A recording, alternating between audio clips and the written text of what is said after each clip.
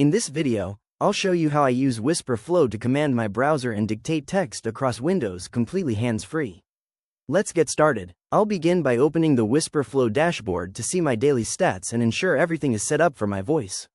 Now, I'm ready to start commanding my computer. I'll open Chrome and use my voice to find ChatGPT. Instead of typing the address, I just say it, and Flow helps me navigate directly to the search results and onto the official site. Once I'm on the ChatGPT page, I'll click into the chat box to begin. Watch how I give a command.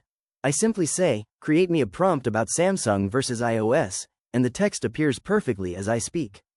It's incredibly fast and follows my voice exactly. Let's try something more complex. I can even handle technical requests just as easily. I'll clear the box and say, create me a prompt about computer coding, and there it is. Now, let's move over to my email. Using my voice to navigate, I'll head to the Google menu and open Gmail.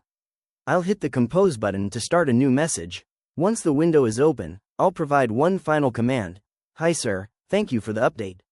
Flow finishes the draft for me instantly.